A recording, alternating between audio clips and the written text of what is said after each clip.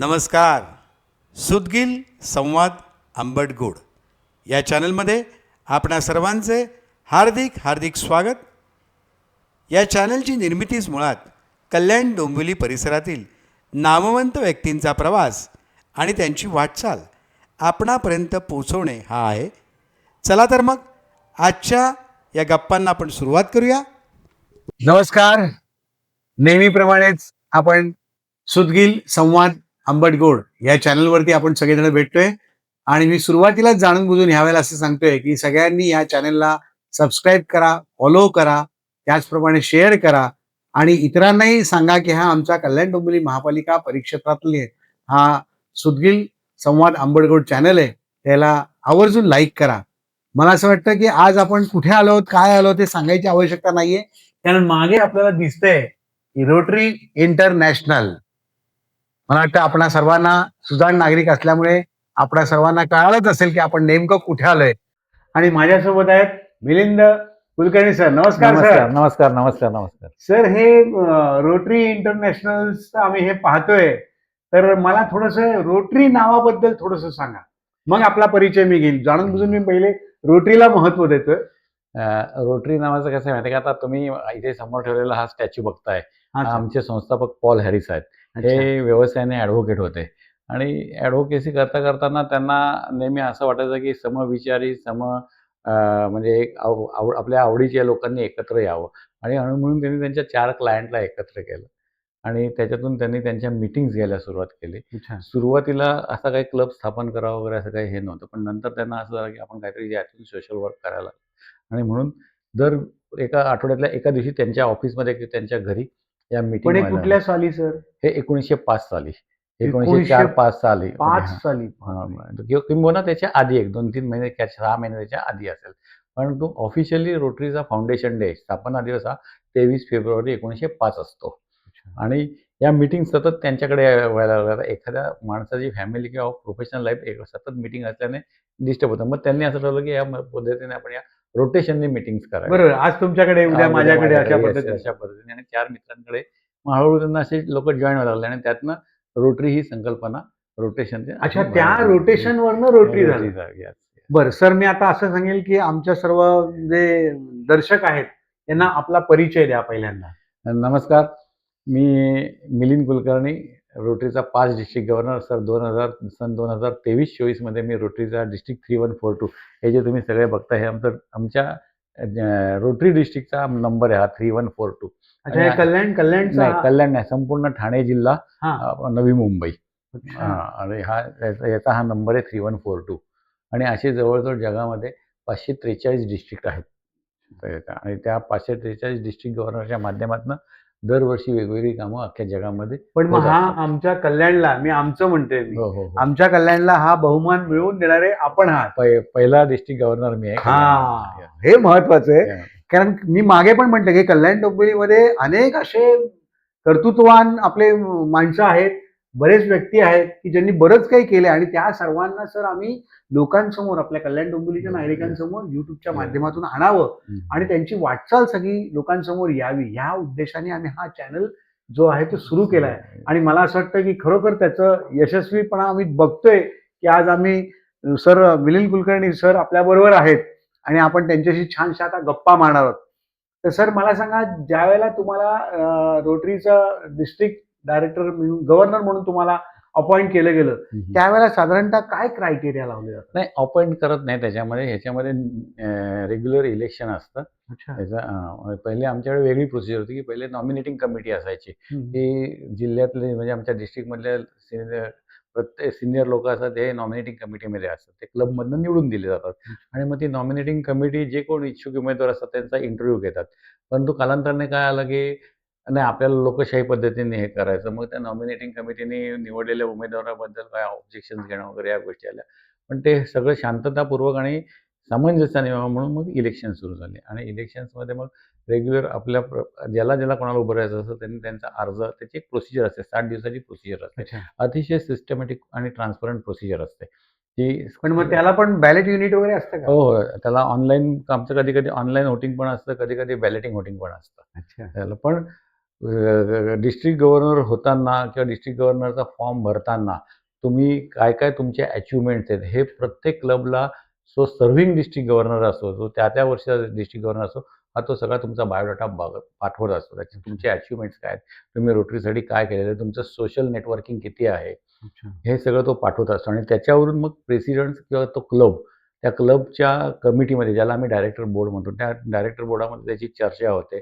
त्याच्या सगळ्या सर्वसाधारण सभेमध्ये ही चर्चा होते आणि त्याच्यावरून मग प्रेसिडेंटचं ओपिनियन तयार होतं, की आपल्याला कुठचा कॅन्डिडेट चांगला आहे आणि मग तो प्रेसिडेंट त्या कॅन्डिडेटला मत देतो आणि तो मग डिस्ट्रिक्ट गव्हर्नर निवडून येतो. आता माझ्या वेळेला जी निवडणूक झाली होती त्यावेळेला माझ्या विरुद्ध डॉक्टर लीना लोकरस होत्या डोंबिवलीच्या. अच्छा.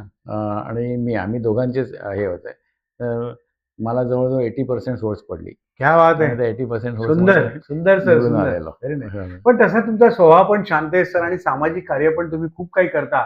पण मला सांगा की ज्यावेळेला तुमचं हे सिलेक्शन झालं, त्यावेळेला जबाबदारी वाढली असेल जबाबदारी तर खूपच असते गव्हर्नरला. आणि तुमची गव्हर्नरला ध्येय तुम्हा पण त्यांना सांगायची असतील गव्हर्नरला मी तुम्हाला सांगतो, गव्हर्नरला 2 वर्ष त्याचं पर्सनल लाईफ, त्याचं फॅमिली लाईफ, त्याचं प्रोफेशनल लाईफ हे सॅक्रिफाईस करायला लागतं. ओन्ली रोटरी, रोटरी, रोटरी आणि रोटरी. या कारकीर्द 2 वर्षाचा असतो. 2 वर्षाचा कारकीर्द खरा 1 वर्षाचा असतो, पण त्याचं प्रिपरेशन, त्याची ट्रेनिंग ही 1 वर्ष अगोदरपासून सुरू होतात. अच्छा. आणि 2 वर्ष अगोदर गव्हर्नरची निवड होते, की जेणेकरून त्याला ते 2 वर्ष पूर्णपणे प्रिपरेशनसाठी मिळाली पाहिजेत.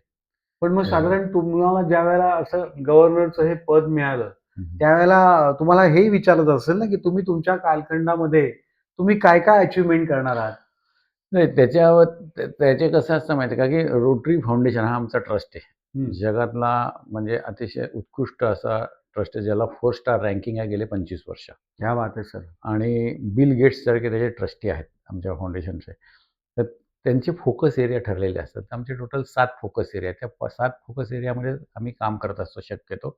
आणि मग तसं स्थानिक जी काही गरज असेल, त्या स्थानिक गरज म्हणजे आता आपल्या ठाणे जिल्ह्याचा विषय घेऊ आपण. ठाणे जिल्ह्यामध्ये पालघर म्हणा, मुरबाड म्हणा, हा आदिवासी भाग आहे. हो, हो. किंवा तिथे पाण्याचं शॉर्टेज आहे. मग तिथे आपण वॉटर अँड सॅनिटेशनच्या माध्यमातून हा जो आमचा फोकस एरिया आहे, की तिथे चेक डॅम्स बांधणं किंवा तिथे बेसिक एज्युकेशन अँड लिटरसी म्हणजे एक प्राथमिक शिक्षण आणि साक्षरता हा आमचा दुसरा फोकस एरिया. बरं. या माध्यमातून आम्ही तिथे जिल्हा परिषदेच्या शाळा असतील किंवा अजून आश्रमशाळा असतील त्यांचं अपग्रेडेशन करून देणं, त्यांना शैक्षणिक सुविधा पुरवणं असे हे करत असतो. तर माझ्या वर्षीचा जो फोकस एरिया मी ठरवला होता, की आपण कुठच्या फोकस एरियामध्ये काम करायचं.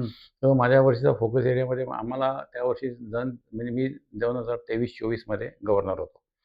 2023-24 मध्ये ठाणे म्हणजे तो मला असं वाटतं तो कोविडचाच काळ नाही, होता. नाही, नाही. तो 23-24 नंतरचा. ते कोविड नंतरचा 3 वर्षाचा. अच्छा. 2020ला कोविड संपला. हो, हो. मी कोविडच्या पिरियडमध्येच निवडून आलो. तेव्हा ऑनलाईन व्होटिंग होतं. अच्छा. ऑनलाईन व्होटिंगच्या माध्यमातून आमची निवडणूक झालेली. त्यानंतर 2 वर्ष मला प्रिपरेशनला मिळाली सगळी, की बरोबर. सगळी तयारी करायची. पण बरोबर. 23-24 मध्ये ठाणे जिल्ह्याची तुम्ही जर का परिस्थिती बघितली तर ठाणे जिल्ह्यामध्ये थॅलेसेमियाचे खूप रुग्ण आहेत. हं.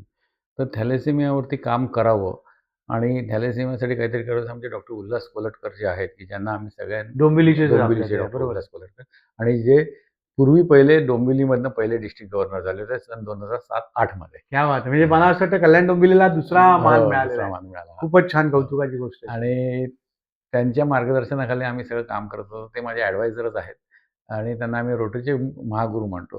तर त्यांनी सांगितलं आपण थॅलेसेमियावरती काम करूयात आणि म्हणून आम्ही थॅलेसेमियावरती काम करताना डी.वाय. पाटील हॉस्पिटल जे आहे नवी मुंबईचं, हो. त्यांच्याबरोबर आम्ही एक एम-ओ-यू केला. त्यांनी आम्हाला जागा प्रोव्हाईड केली आणि आम्ही तिथे संपूर्णपणे थॅलेसेमिया वॉर्ड तयार करून दिला. वाह! आणि त्याच्यासाठी नवी मुंबईतले सगळे क्लब एकत्र आले. आमचे दुसरे एक सीनियर रोटरीयन आहे जितेन जाधवानी त्यांनी सुद्धा त्या कामामध्ये पुढाकार घेतला आणि 18 क्लबनी मिळून मोठाच्या मोठा असा जवळ-जवळ 2,500-3,000 स्क्वेअर फूटचा एक थॅलेसेमिया वॉर्ड तयार केला आणि क्या त्याच्यामध्ये थॅलेसेमियाची जी मुलं आहेत, त्यांना आम्ही फ्री ऑफ कॉस्ट ब्लड देतो. प्लस ब्लड ट्रान्सफ्युजनसाठी जे फिल्टर्स लागतात, त्या एका फिल्टरची किंमत ₹1000 असते किंवा किंबहुना त्यापेक्षा जास्त असतं. ते सुद्धा आम्ही फ्री ऑफ कॉस्ट देतो त्यांना. आणि आज म्हणजे अनेक मुलं त्या ह्याच्या फायदा घेत आहेत.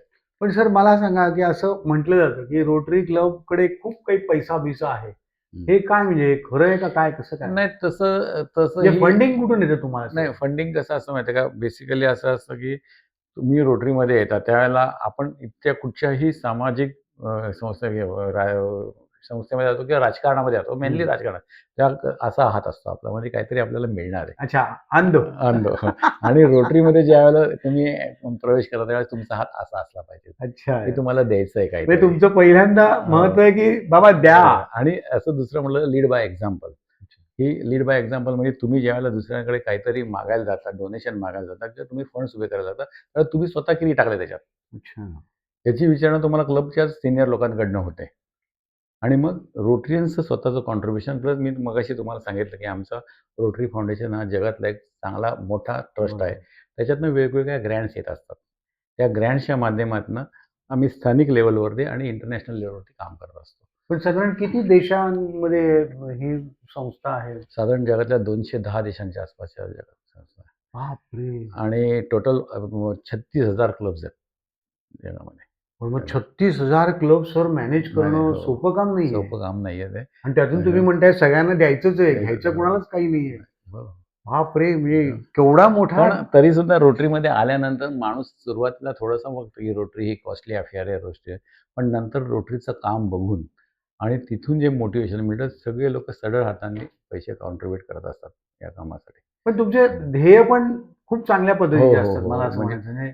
जो काही एम आहे, जे काही पुढे नागरिकांसाठी जी काही कामं करायची आहेत किंवा काय तुमचा उद्देश आहे, तो जास्त सक्षम असल्यामुळे मला असं वाटतं जनसमुदायातनं पण तुम्हाला चांगल्या पद्धतीने फंड्स मिळतो. मी तर तुम्हाला पण आवाहन करतो, की तुम्ही सुद्धा जॉईन व्हा रोटरीमध्ये. बघा, क्या तुम्ही सुद्धा नंतर म्हणाला की नाही मी रोटरी जॉईन केली, मला खरोखरच म्हणजे 360 डिग्रीमध्ये माणसाची विचार करण्याची थॉट प्रोसेस ज्याला आपण म्हणतो, ती बरोबर. थॉट प्रोसेस बदलून जाते माणसाची. बरोबर. ती कामं बघून रोटरीच्या माध्यमातून काय काम चाललंय हे बघून ती थॉट प्रोसेस पण दुसरं असं मी म्हणेल सर, वेगळ्या अर्थाने सुद्धा, की म्हणजे आपण जे काही उद्योगधंदे करतो किंवा काय करतो, एक आपल्याला मित्रपरिवार म्हणा किंवा एक आपला जो ज्या समाजामध्ये आपण बसतो उठतोय, तोही एक प्रकारचा स्टँडर्ड समाज आपल्याला मिळतो असं मिळतो. मला हो, वाटतं. हो, हो. रोटरी मधले जे बरोबर. मेंबर्स आहेत ते सगळे जवळजवळ एक स्टँडर्ड मेंबर्स. स्टँडर्ड त्याचा बेनिफिट होतो ना सर. हो, तुमचं बिझनेस नेटवर्किंग वाढतं. हां. प्लस तुम्हाला समाजामध्ये की बाबा हा रोटरीचा मेंबर आहे, हे जे एक रिकग्निशन मिळतं ते एक वेगळ्याच प्रकारचं रिकग्निशन असतं. आणि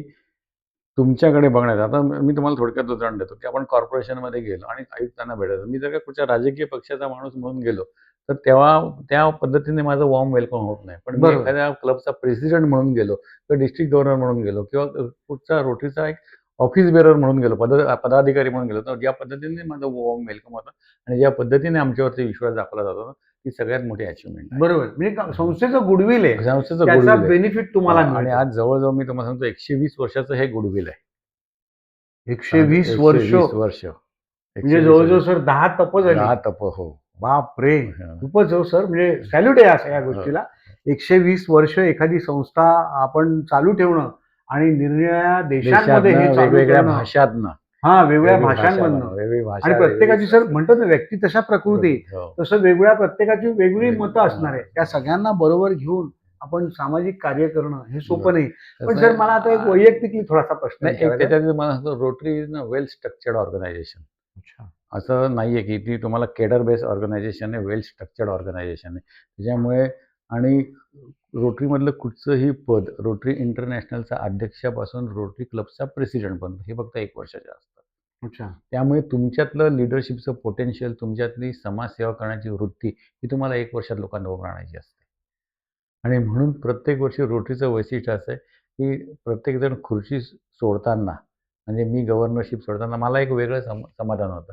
मी माझ्या सक्सेसर पुढे ती मी आनंदाने दिली किंवा मला जे मनात होतं ते मला मिळालं. मी ते केलं. कधीही रोटरीमध्ये खुर्चीसाठी भांडणं किंवा पाय खेचणं होत नाही. हे सगळ्यात वैशिष्ट्य आहे. त्याच्यामुळे मला वाटतं हे म्हणजे कुठलाही अडचण न येता हो. ही कामं सुखकर होतात. हो, मी exactly. मगाशी तुम्हाला म्हटल्याप्रमाणे मला तुमचा एक वैयक्तिक प्रश्न विचारायचा आहे. तो प्रश्न असा सर, की रोटरीमुळे तुम्हाला वैयक्तिक काय फायदा झाला? वैयक्तिक फायदा म्हणजे माझा समाजाकडे बघण्याचा दृष्टिकोन बदलून गेला. झालं, की पूर्वी जसं मी 2005 साली रोटरी जॉइन केली. पण माझं एक टिपिकल हे होतं, की माझा बिझनेस, माझी फॅमिली, हे एक माझं टिपिकल थॉट प्रोसेस होती. पण मी नंतर जशी जॉइन झालं आणि नंतर आमच्या रोटरी क्लब कल्याण हा ठाणे डिस्ट्रिक्टमधला सगळ्यात जुना क्लब आहे. आम्हाला जवळ-जवळ 70 वर्ष स्थापन होऊन झाले. आम्ही 24 ऑक्टोबर 1956 साली आमची स्थापना झाली. आणि त्यावेळेला जे सगळे जे रोटरियन्स होते त्याच्यामध्ये टिटोळा गणेश मंदिराचे जे विश्वस्त आहेत सुभाष जोशी ते, त्यानंतर आता मागच्याच वर्षी जे एक्सपायर झाले ते आमचे SY घारपुरे, डॉक्टर वैद्य, असे बरेच सिनियर लोक कल्याण, पै सीताराम शेठ पै, डॉक्टर वेलणकर, नाना जोशी, जुनी माणसं सर हो, कल्याण ही सगळी जुनी माणसं आहे. आणि यांनी हे सगळं फाउंडेशन तयार केलं होतं. आणि त्याच्यानंतर ती पुढच्या जनरेशनमध्ये आलं, त्या पुढच्या जनरेशनवरती त्यांचे ते संस्कार होते आणि ते संस्कार आमच्यामध्ये उतरले. त्याच्यामुळे रोटरी जॉईन केल्यानंतर माझी पर्सनॅलिटी टोटली चेंज झाली. हा सगळ्यात मोठा फायदा झाला, की समाजाकडे बघण्याचा दृष्टिकोन बदलून गेला आणि मी सरळ हाताने गरजू माणसाला मदत करायला लागलो. हा मोठा बदल माझ्यामध्ये झाला. नाही, पण ते म्हणतात ना, की आपलं ते जुनं गाणं आहे, तुम एक पैसा दोगे तो 10 लाख मिलेगा, म्हणजे त्यातला प्रकार. मला आणखीन एक तुमचा तो किस्सा ऐकायला आवडेल आणि आमच्या सर्व श्रोत्यांना ऐकायला आवडेल. तुमच्या लेखाच्या वेळेचं काय, ते नाशिकचं काय गंमत झालेली आहे ती सांगा जरा आम्हाला. लेखा म्हणजे माझा मुलगा अमेरिकेमध्ये होता. हां. तो जवळजवळ 7 वर्ष 8 वर्ष अमेरिकेत होता. म्हणजे हां. शिक्षण झाल्यानंतर तो 7 वर्ष त्यांनी अमेरिकेत शिक्षण घेतलं. 7 वर्ष अमेरिकेत शिक्षण घेतल्यानंतर तो इथे आला. तो कल्याणात राहायला तयार नव्हता आणि त्याचं जे म्हणजे स्पेशलायझेशन आहे त्याच्यासाठी कल्याण मुंबईमध्ये कुठे काही येत नव्हतं, कारण की that is a very specific job आणि भारतामध्ये अतिशय कमी लोक आहेत. तो मेटल 3D प्रिंटिंगमध्ये आहे. तर त्याला ड्राय क्लायमेट लागतं त्या संपूर्ण प्रोसेसला. नाशिकमध्ये आपण फॅक्टरी चालू करू असं तो मला म्हणाला. म्हटलं ठीक आहे. मग त्याच्या दृष्टीने माझा एक MIDCमध्ये प्लॉट होताच. तिथे फॅक्टरी चालू करताना आता MIDCमध्ये फॅक्टरी बांधणं याच्यासाठी अवघड आहे सगळं. कायद्याच्या कचाट्यात बसून सगळं करायचं आणि परत त्यांनी आयुष्याची सुरुवात केली होती ती अमेरिकन वर्क कल्चरमध्ये केली होती. अरे बाप, ते आणि हां. आपलं फारच वेगळं आहे. तो सुरुवातीला फ्रस्ट्रेट झाला, की आता काय करायचं काय नाही. तर शेवटी मी त्याला म्हटलं चल आपण जाऊया. तिथले काही रोटरियन्स माझे मित्र आहेत त्यांच्याबरोबर, ते सुद्धा बिझनेसमॅनमध्ये आहेत. सुदैवाने त्या वर्षी नाशिकच्या ज्या डिस्ट्रिक्ट गव्हर्नर होत्या, नाशिकचा जो डिस्ट्रिक्ट आहे ह्याचा तो खूप आवाढव्य आहे, 3030. तो नाशिकपासून नागपूरपर्यंत आहे. बापरे, एवढा मोठा मोठा area आहे डिस्ट्रिक्ट, ना? हो, त्यांच्याकडे खूप मोठा एरिया आहे. आणि तिथे ज्या लेडीज डिस्ट्रिक्ट गव्हर्नर होत्या, आशा वेणुगोपाल म्हणून, मी त्यांच्याबरोबर त्याची मीटिंग करून दिली. त्यानंतर एक दुसरे बाबा घोरपडे म्हणून होते, त्यांच्याबरोबर त्यांची मीटिंग, आणि बाकी जे अजय नरकेश्वरी होते त्यांच्यावर सगळ्यांवर, की दे ऑल बिझनेसमॅन आणि त्यांच्या स्वतःच्या फॅक्टरीज आहेत. त्यांनी सांगितलं तुला काही लागलं ना, तू बाबांना फोन नाही करायचा, आम्हाला फोन करायचा. म्हणजे पेरलं ते उगवलं. ते बोललं. आणि तू त्याच्यानंतर त्याला जे तो त्या सगळ्या लायसन्सिंगच्या बाबतीमध्ये ज्या गोष्टी चॅनलाइज झाल्या, तो नाव ही ॲब्सोल्युटली हॅपी, की मला तर फारसं काही म्हणजे तुम्हाला काही सांगावं म्हणजे लागत म्हणतात नाही. ना, बऱ्याच वेळा सर पैसा काम करत नाही. दुसरी ओळख गोष्ट काम मी करते. तुम्हाला सांगतो, की मी कोविडमध्ये आम्ही रोटरीतर्फे अनेक ठिकाणी अन्नदान शिबिरे केले. कॉर्पोरेशनला त्यावेळेला सूर्यवंशी साहेब होते आपले कमिशनर. त्यांनी आम्हाला भरपूर म्हणजे कोविड वॉरियर म्हणून त्यांनी मला स्वतःला तर फेलिसिटेट केलं होतं, पण आम्हाला रोटरीला त्यांनी ऑफिशियल हे दिलं होतं, छान. की तुम्ही कोविडसाठी जे काम कराल तुम्हाला पासेस, तुम्हाला गाड्या वगैरे आम्ही सगळं उपलब्ध करून देऊ. तर आम्ही सगळे रोटरीन्स करायचो. तर मला कोविड झाला. अरे बाप. आता मला कोविड झाल्यानंतर आता 5 जुलैची गोष्ट आहे, की घरामध्ये फक्त मिसेस आणि मुलगा आला होता त्यावेळेला. तर नाशिकवरून तो इकडे आला होता. काय करायचं? ॲडमिट कसं करायचं? बरं कुठे आता माझ्या मिसेसनी 2-3 ठिकाणी फोन केला, हॉस्पिटलमध्ये जागा नाही, जागा नाही, जागा नाही. मी तिला म्हटलं, "अगं तू उल्हास सरांना फोन कर." कोल्हटकर सर. वलटकर सरांना. उल्हास सरांनी तिला सांगितलं, "माधवी तू काही काळजी करू नको." अशाच आपण पुढील भागात भरपूर गप्पा मारायच्या आहेत. तोपर्यंत धन्यवाद.